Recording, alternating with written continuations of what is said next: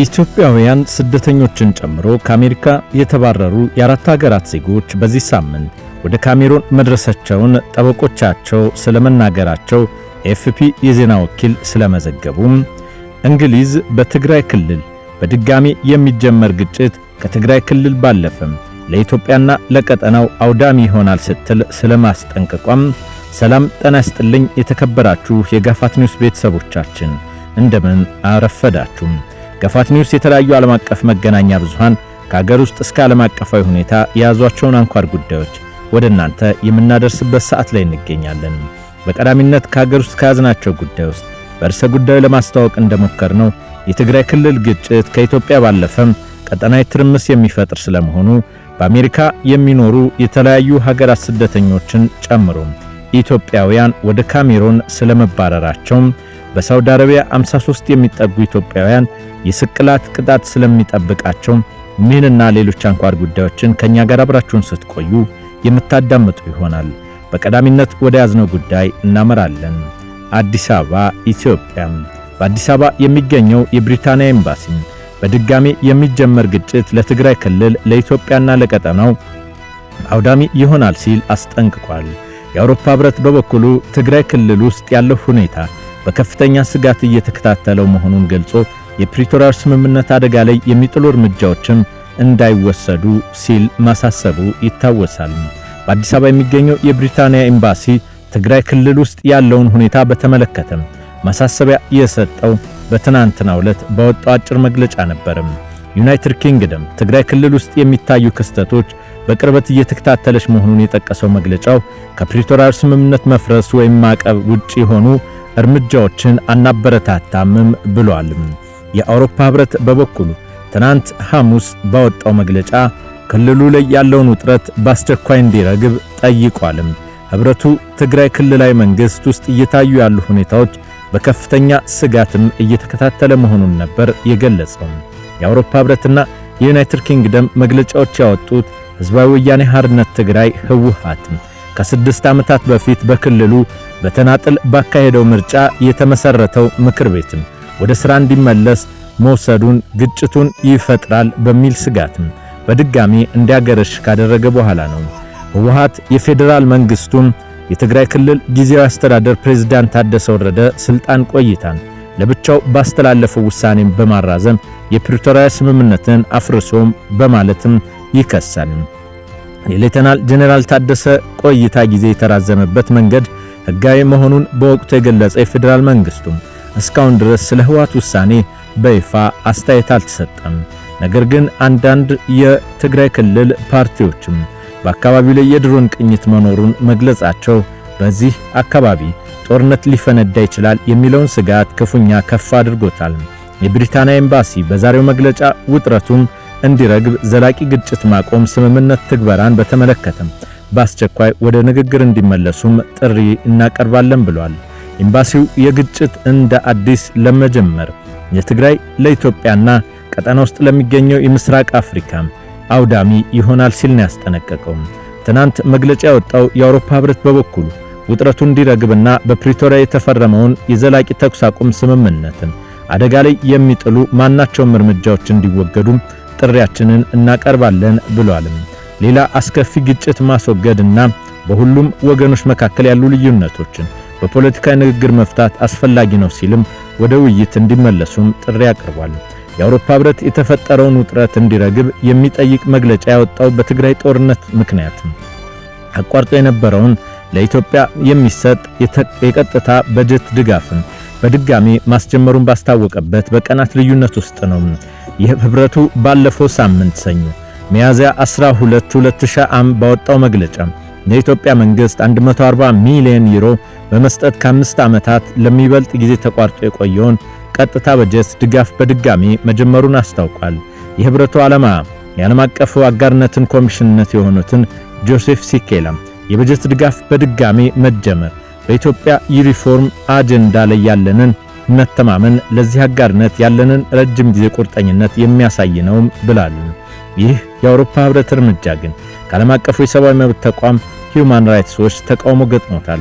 ሂዩማን ራይትስ ዎች የኢትዮጵያ መንግስት በትግራይ ጦርነት ለተፈጸሙ ወንጀሎች ተጠያቂነት ለማስፈን ትርጉም ያለው እርምጃ አለመውሰዱን እንዲሁም በህወሓትና በፌዴራል መንግስት መካከል ግጭት ስጋት በድጋሚ ማንጃበቡን ጠቅሷል።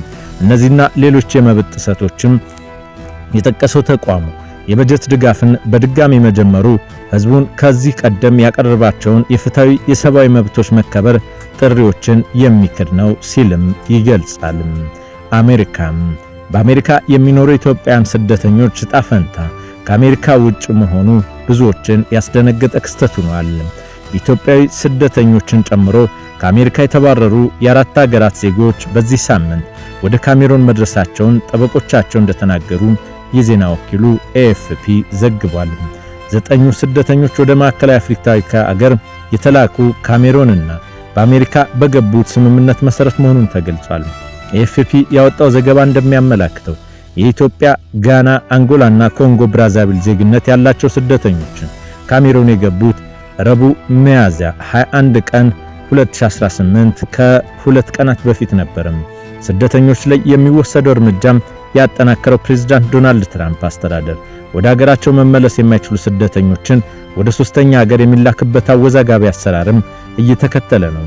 አሜሪካ ስደተኞችን ከሚቀበሉላት በርካታ የአፍሪካ ሀገራት ስምምነት የፈጸመች ሲሆን ግለሰቦቹ ወደ ሀገራቸው እስኪመለሱ ድረስ በተቀባዩ ሀገር ይቆያሉ።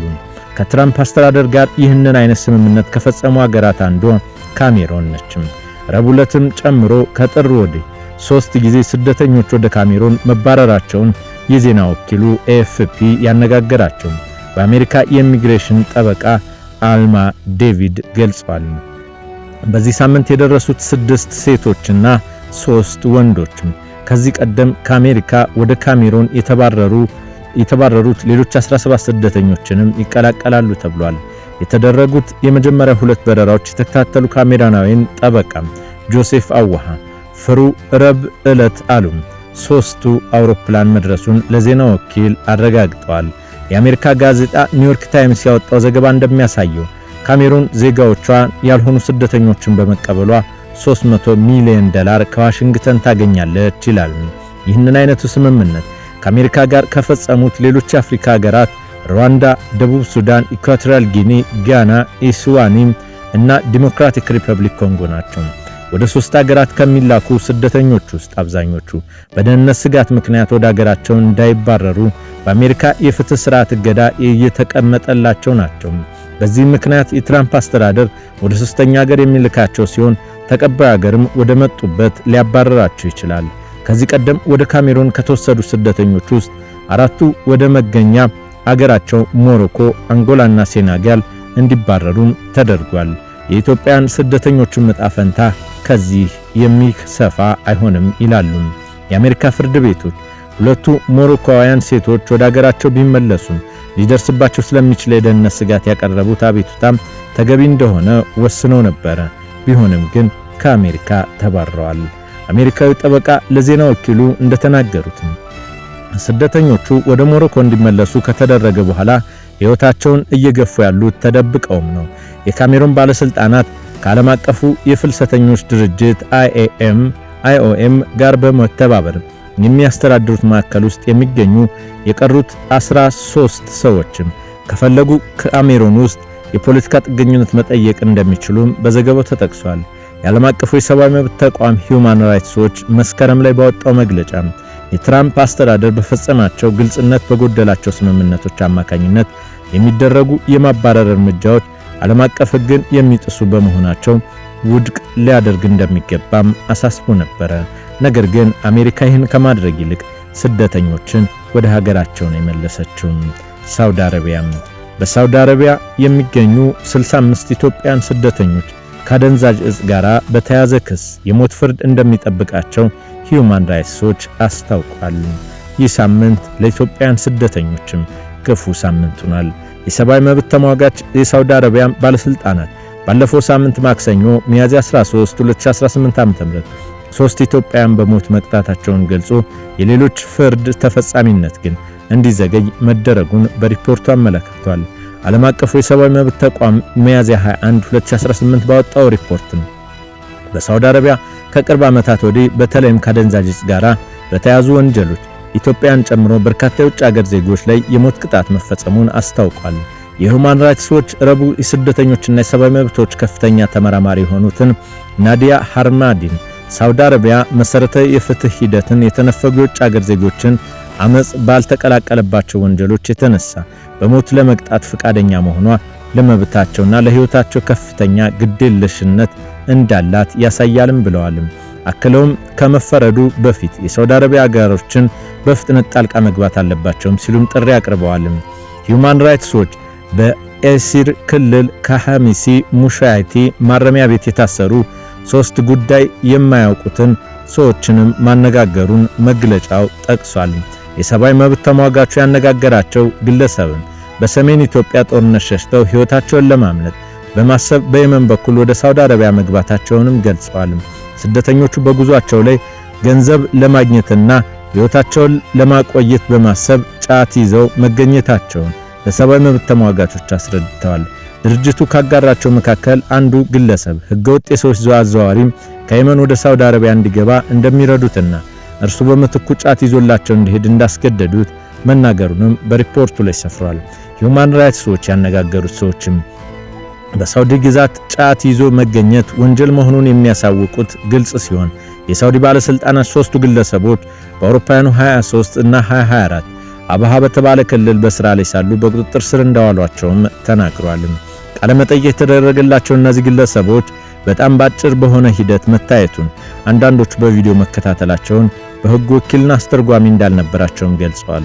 ስለቀረበባቸው ክስ እንዳልተነገራቸው ለሁማን ራይትስ የገለጹት እነዚህ ግለሰቦች በጸጥታ አካላት ድብደባ እንደደረሰባቸው የሚያውቁት ሰነድ ላይ በግዴታ ፊርማቸውን እንዲያኖሩ መደረጉን አስረድተዋል። የችሎቱ ዳኛም ለሌሎች ምሳሌ ትሆናለች ብሎ መናገሩን ሁማን ራይትስ ዎች ያነጋገራቸው ኢትዮጵያውያን አስረድቷል። የሳውዲ መንግስት ማረሚያ ቤት ውስጥ ያሉትና ሞት የተፈረደባቸውን ኢትዮጵያውያን ከ2 ዓመት በላይ ለሚሆን ጊዜ በስር ላይ መቆየታቸውና ይግባኝ ማለት እድል እንደሌላቸው ተናግረዋል። ከአደንዛዥ ጋር በተያያዘ የሞት ፍርድ ከተፈረደባቸው 65 ኢትዮጵያውያን መካከል በግድያና በሌሎች ወንጀሎች የተከሰሱት የሳውዲ ዜጎችና አብረዋቸው እንዲታሰሩም አብራርተዋል። የሳውዲ መገናኛ ብዙሃን ከሐሚሲ ሙሻይቲ ማረሚያ ቤት ከ200 በላይ ኢትዮጵያውያን የሞት ፍርድ እየጠበቁ መሆኑን ዘግቧል። ሁማን ራይትስ ዎች ግን ይህንን ቁጥር ማረጋገጥ እንዳልቻለ ጠቅሶ በሳውዲ አረቢያ ከአደንዛዥ ጋር በተያያዘ ክስ የተመሰረተባቸው ግለሰቦች በሞት መቅጣት በአውሮፓውያኑ 2020 እገዳም ነበረ ይላል። ከ2 ዓመት በፊት ልዑል አልጋ ወራሽ መሐመድ ቢን ሳሊማን የሞት ቅጣት ተፈጻሚነትን የግድያ ወንጀል የፈጸሙ ግለሰቦች ላይ ብቻ እንዲወሰንም አውጀውም ነበር። ሆኖም በዚህ ዓመት ከጥቂት ወራት በኋላ ሳውዲ አረቢያ ምንም አይነት ምክንያት ሳትሰጥ ከአደንዛዥ ጋር በተያያዘ የተከሰሱ ግለሰቦች ላይ የሞት ቅጣት ተፈጻሚ ማድረግ ጀምራለች። የሳውዲ አረቢያ ንጉስ ሳሊማን በአውሮፓውያኑ 2018 ዘውዱን ከተረከቡና ልዑል መሐመድ ቢን ሳሊማን በ2017 ከሾሙ ጀምሮ ከ2000 በላይ ሰዎች በሞት ተቀጥተዋል። የሳውዲ አረቢያ አገራት ውስጥ ሚኒስቴርም ሚያዝያ 13 2018 ባወጣው መግለጫ 3 ኢትዮጵያውያን ሐሺሽ ወደ ሀገራቸው ውስጥ ለማስገባትም በመተባበራቸው በሞት መቀጣታቸውን አስታውቋል። በ2024 በአውሮፓውያኑ የሳውዲ ባለስልጣን 345 ሰዎችን በ2025 ደግሞ 356 ፍርደኞችን በሞት ቀጥተዋል። በ2025 የውጭ ዜጎች ላይ የተከፈተም የሞት ቅጣቶች ከፍተኛ ቁጥር ያለው አደንዛዥ ጋር የተያያዘ ወንጀል ነው። በመቶ ሺዎች የሚቆጠሩ ኢትዮጵያውያን ሳውዲ አረቢያ ኑሯቸውን አድርገዋል።